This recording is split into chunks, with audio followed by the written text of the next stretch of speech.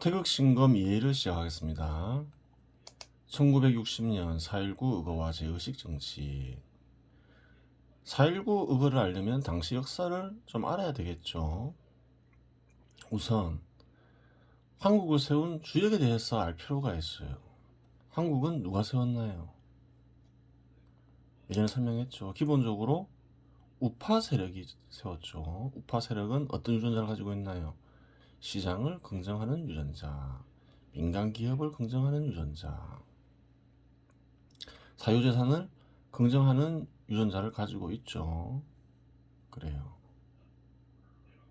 북한을 세운 주역은 다른 유전자를 가지고 있죠. 반대되는 유전자를 가지고 있죠. 예전에 설명했죠.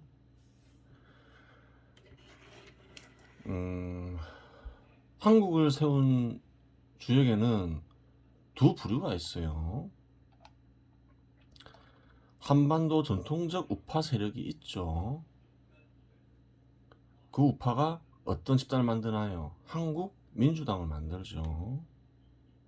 이 한국 민주당은 현 시대에 존재하는 더불어민주당의 뿌리이기도 하죠. 지금 더불어민주당은 좌파를 지향하는 정당이지만 원래부터 민주당이 좌파를 지향하는 정당은 아니었어요. 그래요. 우파 세력이 만든 정당이에요. 우파 세력 중에서도 한반도에 있던 전통적 우파 세력이 만들었죠. 한반도에는 어떤 유전자를 가진 이들이 있었나요?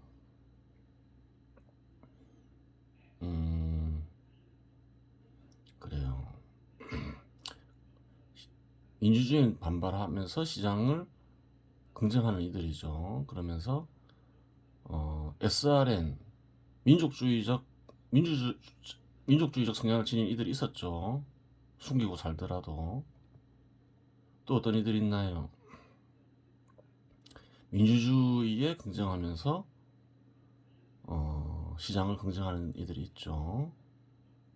SRN 따옴표. 일본을 부정하지 않죠. 마음은 괴롭더라도 일본에 긍정하죠. 그 일본인으로 살아간 이들이죠. 조생진 일본인 일부죠.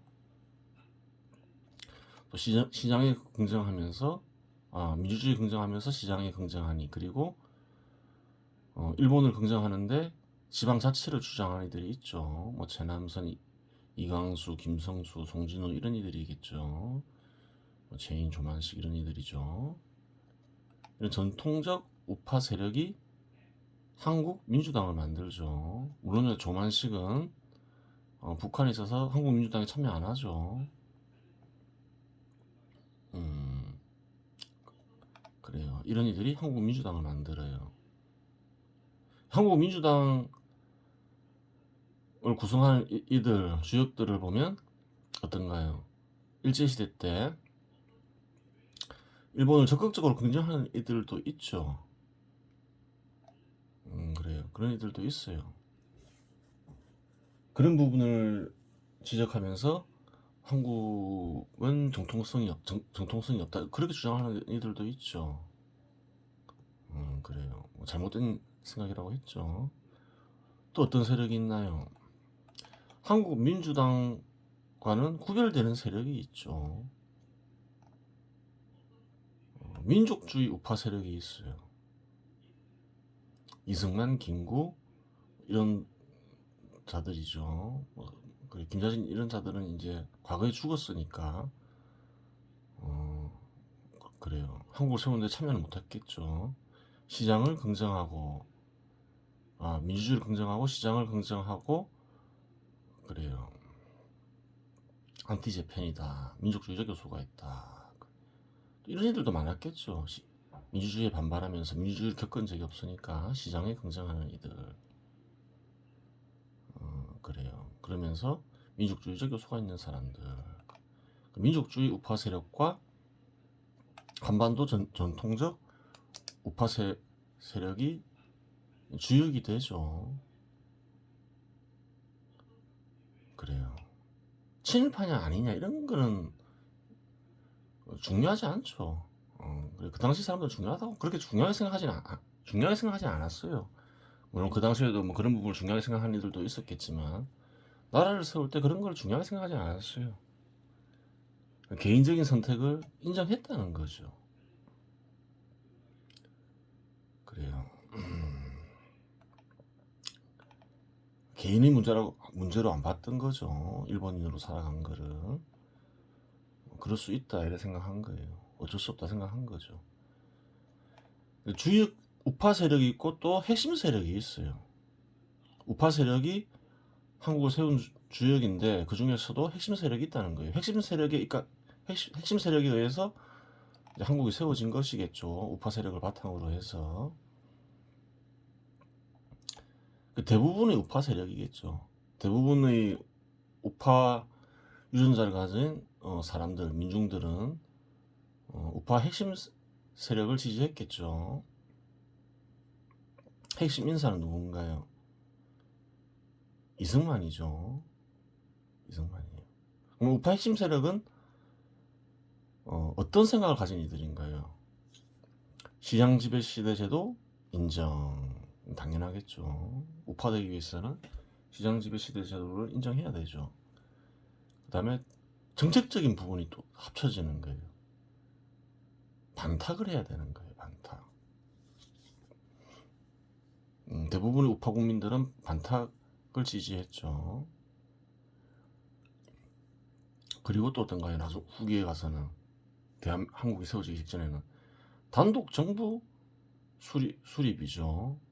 단독 정부 수립을 주장을 해요. 이 역시 대부분 우파 국민들이 원했던 거죠. 그래요. 이 세 가지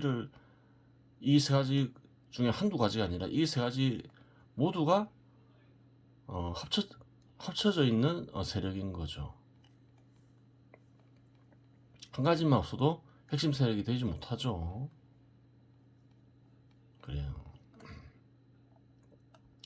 대부분의 우파 세력이다. 핵심 인사는 이승만이다. 대표적인 핵심 조직은 백의사다.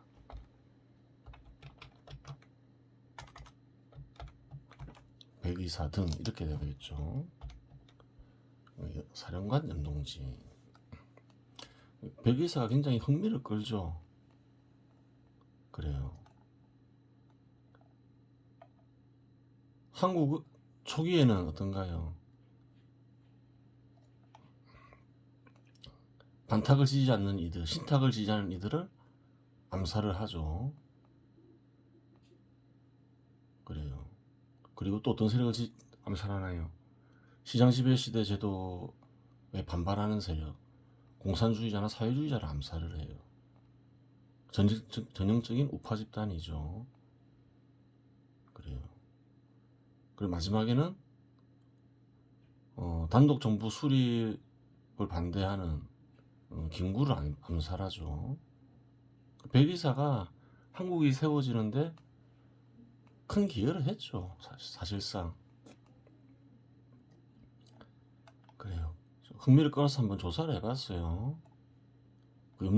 백의사를 세운 염동진이라는 인물을 알아야 될 거 아니에요. 그 염동진에 대해서 얘기한 이들이 있죠.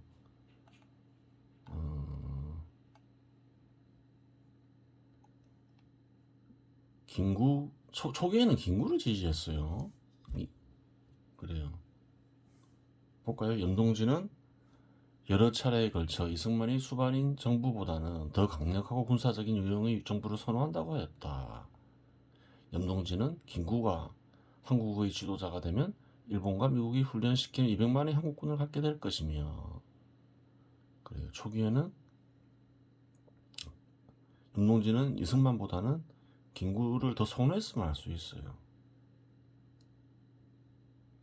개인적인 친분이 있었을 가능성도 크죠. 있었겠죠. 독립운동을 했으니까.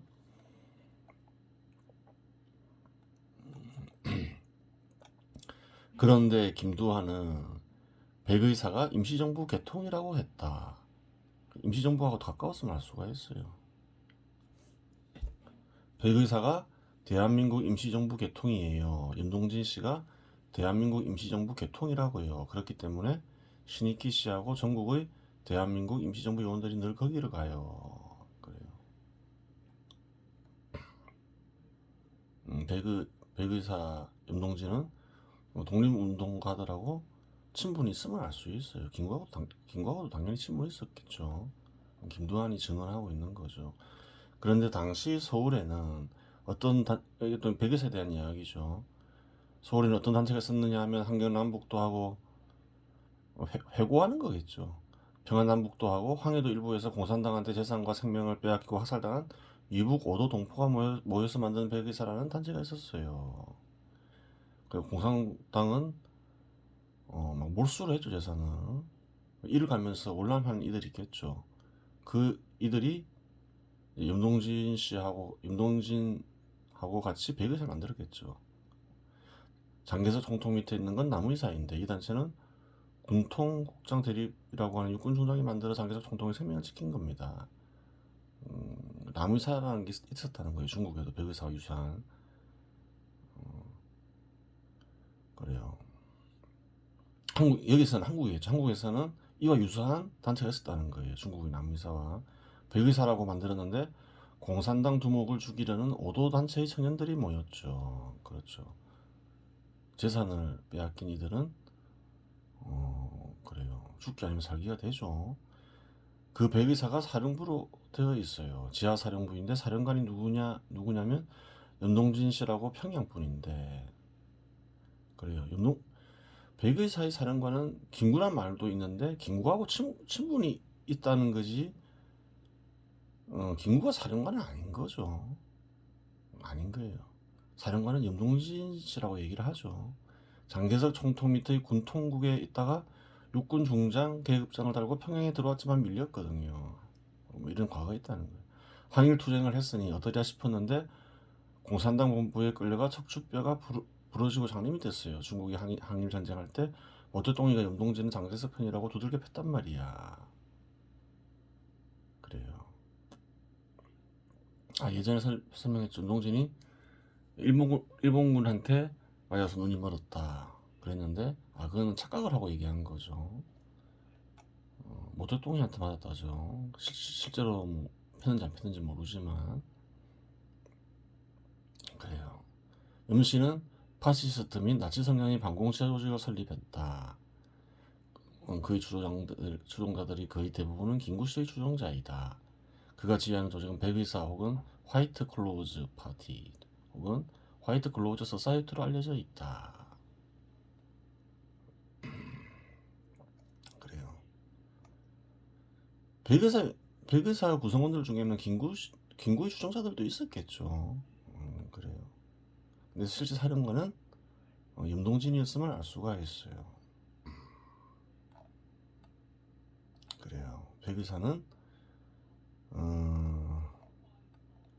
그래요. 나중에 당독 정부 수립 반대한 김구를 암살하죠. 왜 암살하나요? 단독 정부 수립, 즉 한국 정부 수립을 김구가 반대를 하죠. 반대를 하면서 전국의 대혼란을 야기하죠. 우선 제주에서 일어났죠. 그래요. 이 부분 그래서 자꾸 혼란을 야기를 하는 원인 중에 하나가 되니까 이래서는 한국을 세우고 유지하는 게 힘들겠다 싶어서 결국 암살을 하죠.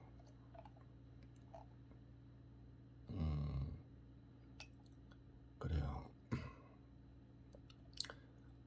어떤 이들 암살하나요? 특징이 있죠. 특징은 뭔가요? 시장 지배 시대 제도를 인정하지 않고 반탁에 반대하고 신탁을 긍정하고 단독 정부 수립에 반대하는 이들을 암살을 하죠. 그래요. 민족주의자, 시장주의자, 공산주의 이런 걸 따지지 않아요. 공산주의는 따지겠죠. 공산주의자들은 이제 기본적으로 죽이는 대상이 되겠죠. 왜냐하면 시장 지배 시대 제도를 반대하니까. 그래요. 그리고 친일 여부와 같은 과거도 따지지 않아요. 그래요. 세 조건 중 한 조건만 어겨도 암살을 하죠. 왜? 한국을 세우는데 장애가 되니까. 암살 사례 송진우 초대 한국민주당 그래요. 수석 총무죠. 대표라 볼 수 있는 거죠. 장덕수 한국민주당 정치부장이죠. 외죽이나요.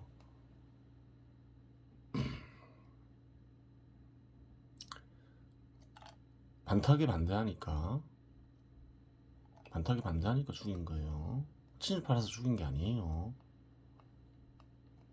친일 행적이 있어서 죽이고 뭐 친일파라서 죽인 게 아니라는 거예요. 그런 일들 또 많죠. 한국민주당 수석 총무는 송진우가 죽은 뒤 김성수가 되잖아요. 그 사람 역시 그래요. 일본에 일본을 긍정적으로 생각했지만 죽이지 않잖아요. 죽인 이유는 한국을 세우는데 장애가 됐다. 비록 우파지만 그래서 죽인 거예요. 송진우 암살.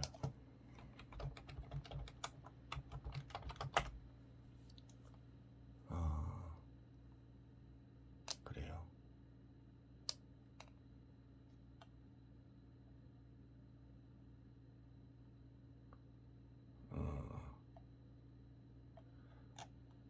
김구는 빙묘장을 방문한 송진우가 반탁운동에 가담하도록 설득시키는데 실패한 것이 분명하며 그래요.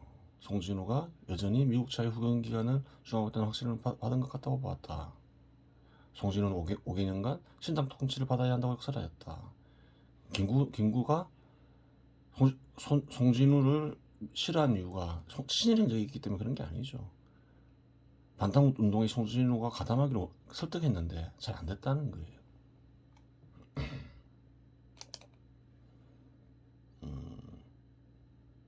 그래요. 송진우를 암살한 이는 백의사가 아닐 수도 있죠. 백의사가 아닐 수도 있는데 하여튼 백의사가 아니더라도 이러한 생각을 가진 사람이 죽였겠죠. 장덕수도 마찬가지죠. 공산주의자, 영웅 공산주의자고 그러니까 죽였겠죠. 그래요. 공산주의자면서 그래요. 단독정부 수립에 장애가 됐죠. 좌우합작 뭐 이런 거 하면서 예전에 설명했죠. 좌우합작은 불가능한 거였다고 이미 북한에서 1946년 2월 그래요. 사실상 정부를 구성해서 공산화 정책을 썼죠. 그런 상태에서 장애가 된다 생각해서 죽였겠죠. 또 김구를 암살하죠.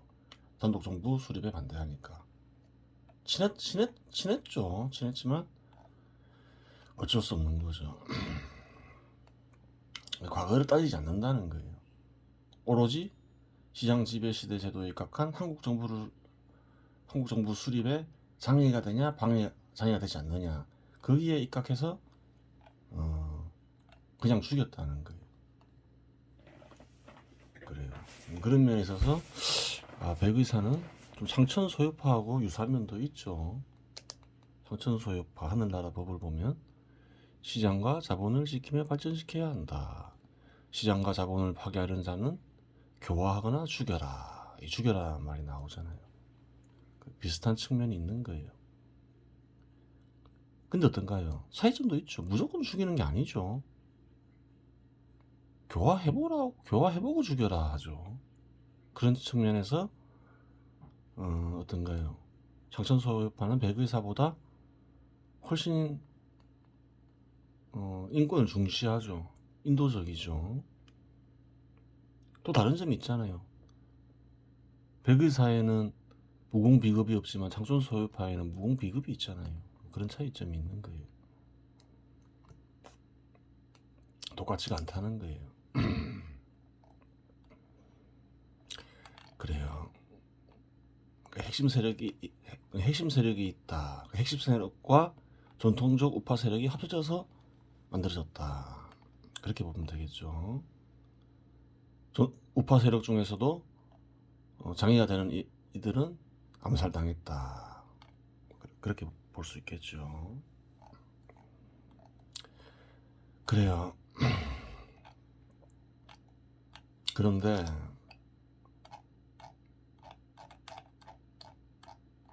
6.25 전쟁을 살펴봤고 그 다음 역사를 봐야 되겠죠. 국회의원 선거가 있었죠. 1948년 5월 10일 제1대 국회의원 선거가 있었어요.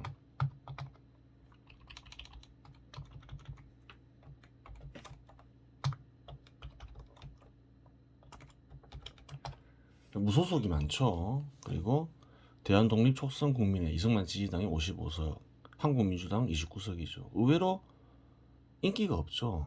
한국민주당은 원래 인기가 없었어요. 그래요. 무소속이 많았죠. 아직 정당 정치가 제대로 자리 잡지 않았음을 알 수 있어요. 그 다음에 대통령 선거가 있었죠.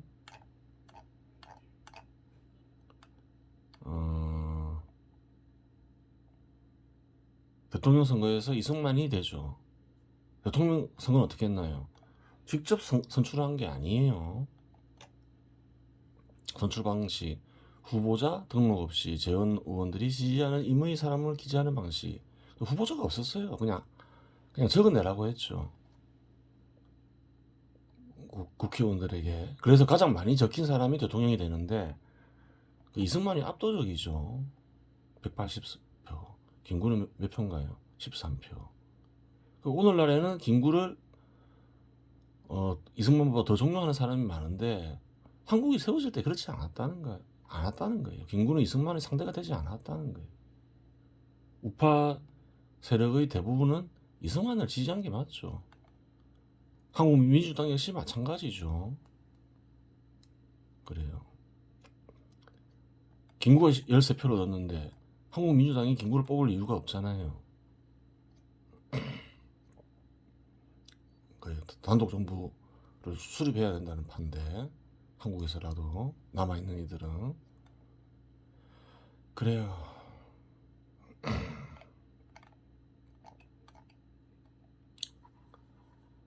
그런데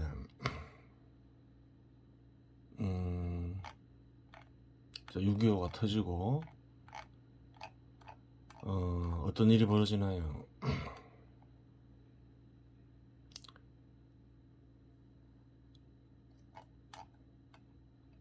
그 다음 이제 제2대 대통령 선거를 봐야 돼요. 국회 선출이 아니죠. 직접 선출이에요. 자유당 이승만이 520만 표를 얻죠. 전체 700만 표 중에서 74%를 얻죠. 압도적이죠. 그래요. 한국민주당은 뒤에 민주국민당으로 바뀌죠. 민주국민당 출신은 없어요. 그 형편 없는 정당이었다는 거예요. 무소속 조봉암이 79만 7천 표를 얻고 무소속 이시영이 76만 4천 표 10%를 얻죠. 이승만은 74%. 뒤에는 이제 또 별도로 살펴봤는데 그 이유는 이제 현 시대에서는 지역 감정에 각한 정치가 유행하고 있죠. 그 당시에서도 그랬나 그걸 확인해보기 위해서 지역 조사를 해봤죠.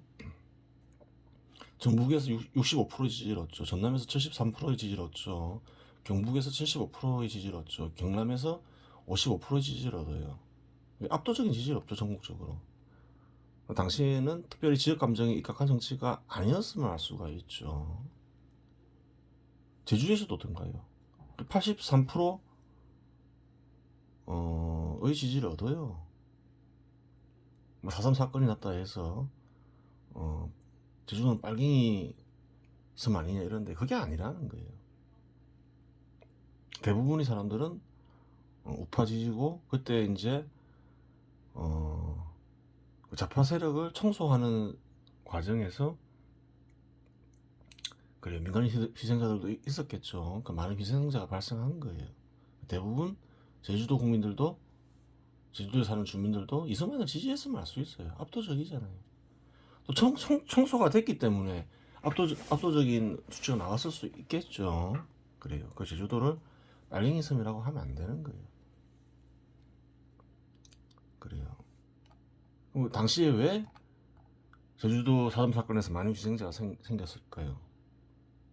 김구 같은 사람이 자꾸 단독 정부 수립하면 안 된다니까. 또 거기에 영향을 받는 이들도 있겠죠. 남로당은 당연히 지하에 숨어서 단독 정부 수립하면 안 된다 하고. 제주도처럼 전국이 혼란에 빠질 수 있잖아요. 그래요. 신속하게 처리해야 되잖아요. 신속하게 해야 된다고 하지만 제주 4.3 사건은 어떤가요? 언제까지 진행이 되나요? 제주 4.3 사건 엄밀하게 얘기하면 1948년 4월 3일에 진행돼서 단독 정부 수립 반대하면서 1954년까지 진행이 되죠. 빨리 신속하게 해야 되기 때문에 피해가 많이 생길 수밖에 없죠. 전국적으로 대혼란이 일어나면 안 되니까 김구경 씨 어쩔 수 없잖아요. 자꾸 혼란을 야기하니까 단독 정부 수립 반대하면서 한국 정부 수립 반대하니까 백의사 입장에서도 어쩔 수 없다 생각하고 죽였겠죠. 아무리 친분이 있다 하더라도 그렇게 된 거예요.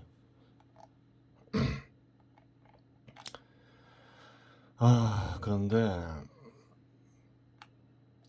이제 궁금하게 생각할 수 있는 부분이 뭔가요? 초대 대통령이 될 때는 국회의 압도적인 지지를 받으면서 이승만이 대통령이 되죠. 근데 국회 선출을 했는데 이대 때는 국회 선출을 안 하죠. 직접 선출을 하죠.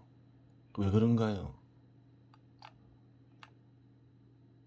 국회 내에서 문제가 생긴 거죠. 그래요. 문제가 생긴 거예요.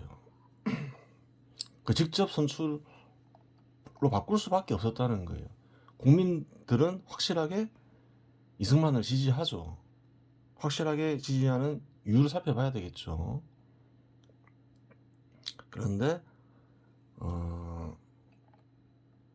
국회에서 문제가 생겨요. 국회의원들이 반 이승만으로 돌아서는 거예요. 많은 이들이. 그래요. 그래서 이제 국회 세력과 이승만이 충돌을 하죠. 대통령 안 될 것 같으니까. 국민들이 자기를 확실하게 지지한다는 거는 이승만이 잘 알죠. 그래요. 직접 선출을 하기 위해서는 어떻게 해야 되나요? 개정을 해야 되겠죠. 그래서 어떤 일을 벌이나요? 부산 파동이라고 있죠. 부산 파동이라고 있어요. 그 발췌 개헌을 하는 것이지요. 그래요.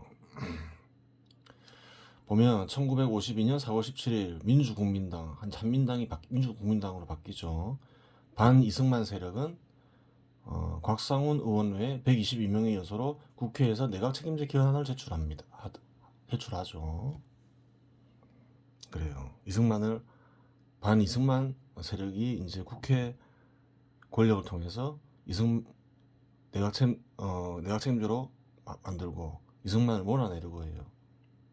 이승만은 자기가 국민들이 압도적 지지를 받는다는 사실을 아니까 어떻게 하나요? 직선제로 바꾸죠. 어떻게?